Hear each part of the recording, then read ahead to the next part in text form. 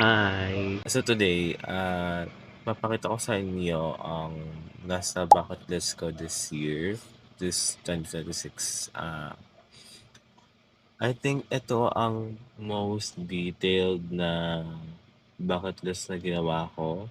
May ginawa ko last year na bucket list. Ano naman siya? Parang nasa notes list ko lang na bucket list. Marami naman ako na-check. Hindi ko na-check lahat. Pero ginagawa ko kasi yung mga bucket list ko every year para may guide ako kung ano yung mga main goals ko that year. So this year, I think iniba ko ang format ko ng bucket list ko this year. I think ayun. Ito siya ngayon. Itong papel na to ang bucket list ko. As in, ginawa ko siyang nasa papel. Papakita ko na lang like close up sa camera. 8 categories pero hindi ko pinuno lahat. Masyadong late na ba to? I think pang ilang buwan na to. Okay. Kalahati na pala ng taon yung lumipas at ngayon ko palang nasimulan tong bucket list ko. That means nasa crisis ako ng mga nakaraan na buwan. Pero at least we're here and we're gonna continue. Ang pinakamarami ko atang napuno or nalagay sa bucket list ko is academic. Ang dami na academic, career, travel, health. Ayun, ang mostly na puno. Ang wala ko nakalagay is leisure. Kasi, tama ko. Feeling ko, hindi ko pa naman deserve ng leisure. Pero may travel ako, so I think, consider ko rin siya sa leisure. Naglagay na talaga ako. Ang unang-una ko sa listahan is leave my current school. Hindi ko pa siya i-check kasi nasa process pa ako ng transferring. Pero magda-dive na lang ako sa topic na 'yon on another video kasi feeling ko gusto ko talaga siya i-deep dive kasi ang dami, hindi naman kasi bigla-bigla yung decision ko na transfer lang ako within, you know, hindi ako privileged enough na bigla-bigla na lang mag-transfer to another school. Like, no, hindi gano'n ang sitwasyon ko. Titigil ko na lang yun doon. Basta makikita yun siya sa future video ko. Maybe next topic, pero let's see. Okay, sunod nun is transfer my requirements. Again, hindi ko pa siya ma-check kasi nasa process pa ako kasi nga ang tagal. Next is transfer to another school. Again, hindi pa ako nakaka-enroll kasi nga wala pa yung requirements ko. Kaya wala pa din ako trabaho kasi ayaw kong pagsabayin yung process sa requirements ko sa school to another school. Tapos sasabay ko pa yung process ko sa requirements ko sa trabaho. So, ayun. Next is start again in new school. Hopefully, ma-start na nga enrollment namin kasi nga I'm really looking forward na mag-start over again sa bagong environment. Make friends next. Tapos socials to pero I guess make friends in the new school. Make sense naman. Pero awkward kasi ako in like social settings. So, hindi ko alam kung magkakaroon ako ng kaibigan. But I just hope na I will get along somehow with everyone. I mean, that's kind of the goal. Ang goal ko lang is wala akong makaaway kasi Andre yun kasing may kaaway. Next is be consistent in academics. Okay. I hope na makapasok ako sa honors. Hopefully. Pero I'm not like, hindi siya yung main priority ko. Kasi ang bala ko this year is magtrabaho din. So, alam kong capable ako in academics. Pero dahil magtatrabaho ako, for sure, I need to sacrifice some of my energy in academics to put in my job. Okay, next is career. Fix my resume. Pwede ko na i-check yan kasi naayos ko na yung resume ko. Get national ID. Until now, 19 years old, wala akong national ID. Pero may TIN ID ako since requirements nga ng valid ID sa past na work ko. And wala yung TIN ID ko sa akin right now kasi hindi ko pa rin kinukuha. Kasi nandun pa rin sa lumang web ko. Find a job next. Na baka mamaya tumingin ako ng mga trabaho. Pero kasi, okay, i-mention ko na lang siya ulit sa another video. Ang work na gusto ko is like creative. Ayun yung mga problema sa akin kasi parang unrealistic masyado yun. Lalo sa sitwasyon ko ngayon na walang-wala ako sa buhay. Like, parang mala siya sa choices ko na mag-pursue ng creative career. Yun. Whatever. Start that account. Itong account ito. I'm starting. So, I can check that too. Be consistent with creating. Ngayon nag-iisip ako kung kailan ako mag-shoot. Kasi sinunod ko lang to on a random day, Wednesday. Tapos yung past video ko, I think, Saturday. Hindi ko na maalala. Pero yun, I hope I can have like, sana makagawa ko ng schedule na sakto sa akin. Kasi yung creativity ko din, for me, bigla-bigla na lang siyang sumusulpot on a random burst of energy. Kaya ngayon, nakikinig ako nag-video. Be consistent with editing. Ayun, isa rin sa problema ko. Meron ako isang short video na naka-film na pero hindi ko pa na-edit. Balak ko siya i-edit today. Sasabay ko sila. Yun muna yung ko din this video. Kasi balak ko to i-put out within this week. Okay, last for my career. Ito mas feeling ko big one to. Or maybe delusional din ako. Pero okay lang naman. Earn my first 100K. Masyado bang mataas yun? Feeling ko oo. Pero imposible ba yun? Hindi. The universe works in mysterious ways. And I know, feeling ko kaya ko. Ewan ko rin. Ewan ko. Feeling ko lang na may earn ko siya in a way within this year. Yun lang. Feeling ko, I just know it will work out somehow. Okay, travel. First is go to aquarium. Probably Manila Ocean Park. Ang huling punta ko sa Ocean Park is grade 6 and kailan ako nun? 12, 11, 19 ako ngayon. Gusto kong pumunta doon mag-isa. Yun ang goal ko. Ang goal ko sa mga travels na to is like pumunta ako mag-isa to enjoy my own company, to explore myself and areas that I didn't visit yet. Ayun yung goal ko sa travel is to just, go outside, magpahangin.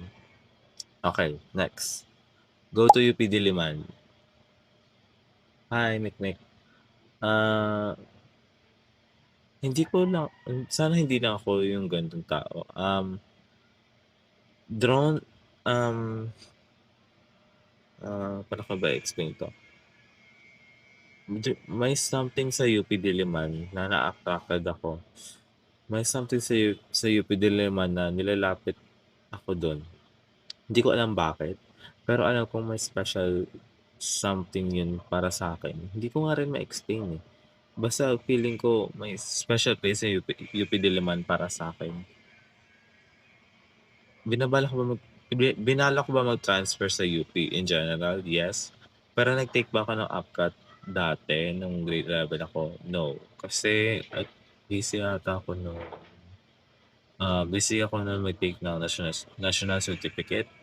So I think wala akong oras na. Pero nag-try yung kaibigan ko. Yung kaibigan kong isa is nasa UP, Visayas siya ngayon.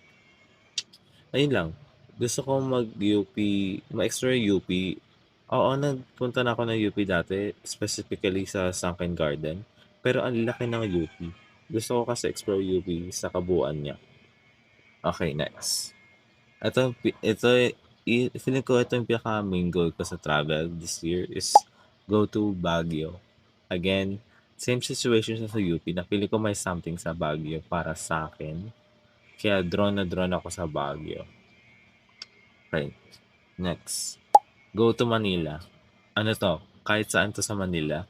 Ang feeling ko, ang ilalagay ko dito is go to Manila para mag-ukay-ukay. Ayun ang pinaka-main goal ko kaya yung gusto ko sa Manila. Kasi ang daming ukayan. Marami naman dito pero iba pa rin kasi yung feeling. Next is go to parks. At 'to feeling ko sa mga solo date ko 'to, yung mga parks, picnic, gano'n.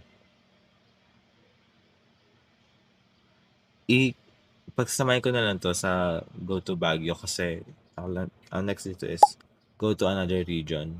Nasa ibang region naman ang Baguio. Okay, isa din 'to sa isa rin 'to sa mga pinakamalaki. I don't know if ma-achieve ko siya this year but ilalagay ko na lang kasi I know universe works in mysterious ways. Go to another country. It doesn't matter kung saan, basta out of this country. Basta ma-enjoy ko yung country na yun and to explore new traditions. Yun yung gusto ko doon. Kaya, tignan natin. Next. Health. Dito tayo sa health. Okay. Try gym. Kailangan ko kasing mag-gym for my own good feeling ko. Kasi feeling ko, gusto ko na mag-focus sa sarili ko and that includes my health. Yun. Kaya gym.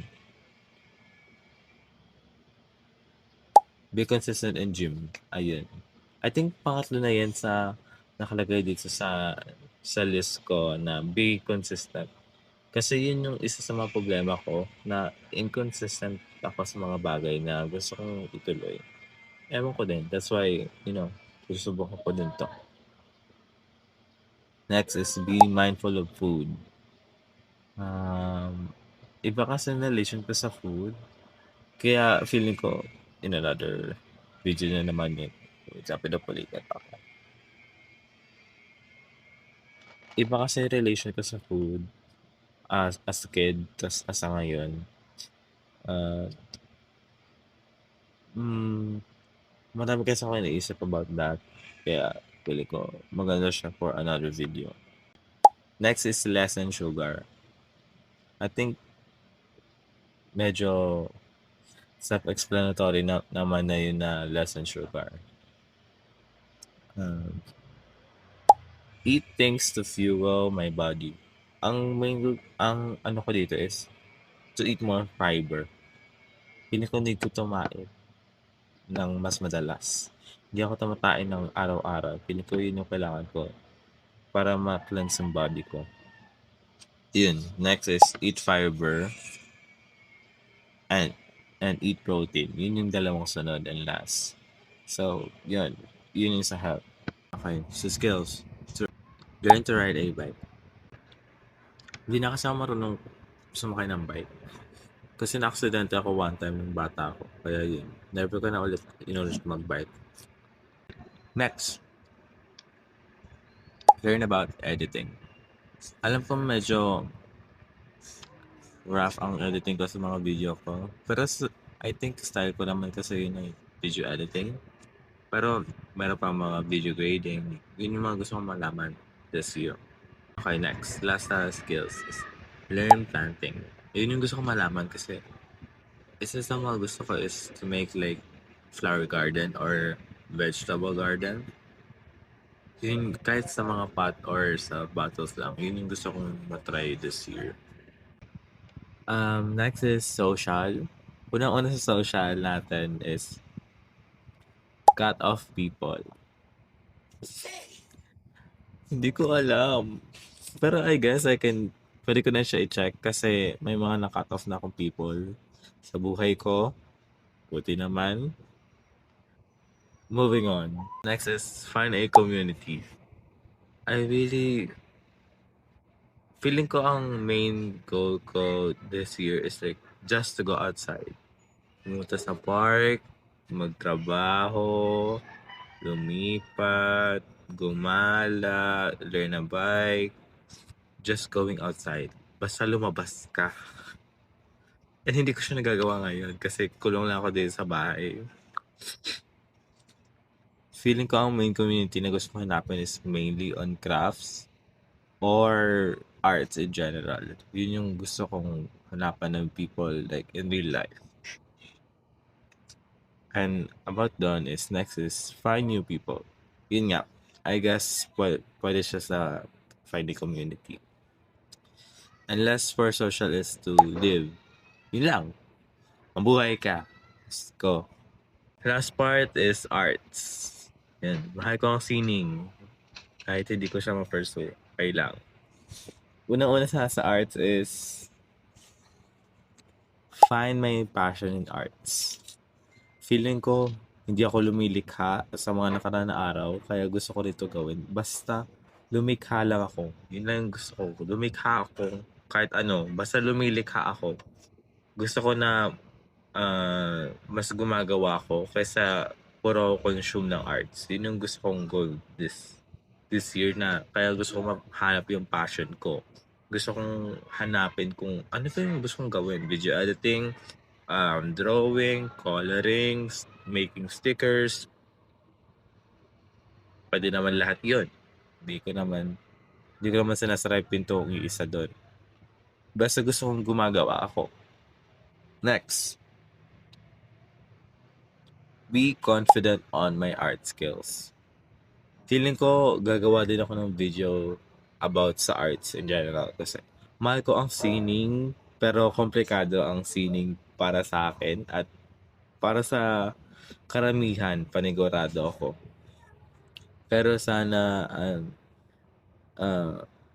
sabihin ko lang to in a way na sana ko mapal yung mukha ko na para mailahad ko sa karamihan at sa mga tao yung gawa ko. Oo, drawing yon. Oo, doodle yon na mukhang gawa ng kinder. Pero, yun yung sining ko. Ano magagawa nyo, di ba? Sana magkaroon na lang ako ng audacity ba yon? Audacity na ipakita ko kung ano man yung kaya ko, di ba? Kung sa tingin ng iba na mukha yun gawa ng kinder, so be it. Kung sa tingin ng iba na yun yung pinakamaganda, then so be it. Pero ang arts kasi para sa akin is yung mostly creating and the meaning of it. Hindi yung like, oh, ang ganda nito kasi dahil blah blah blah blah. No. Ang ganda nito dahil na-enjoy ko yung process at ang meaning nito is habang ginagawa ko, masaya ako. Yun. Ay, parang haba nun pero totoo naman. Okay, last. Last sa list ko is start selling stickers. Babaguhin ko to, gagawin ko siyang start selling my art in general. Though, yung account na to is hindi siya arts related.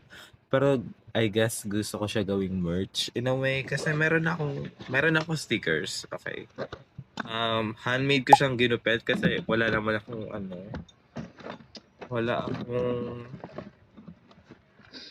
akong pang-cut sa mga stickers. Ako rin nagpa-print kasi wala akong printer sa bahay. Pero I really do want to try it. Nagbigay na ako sa mga kaibigan ko, pero wala pa akong lakas ng loob na ibenta ito. Yun nga, again, sa bagong ano na to. Ilalagay ko na siya sa screen or may kita nyo siya sa page ko. Kasi pinost ko yung making na to, pati yung process ng paggawa ng stickers. Yun, sana matupad ko karamihan. And ayun din yung ano ko. Feeling ko ang this year, even though na kalahati na ng taon yung lumipas, feeling ko for me, ang hopeful ko this year, kasi ang daming nagbago. And I'm just excited kung ano pa yung i-open ng universe. Ngayon na nagsisimula na akong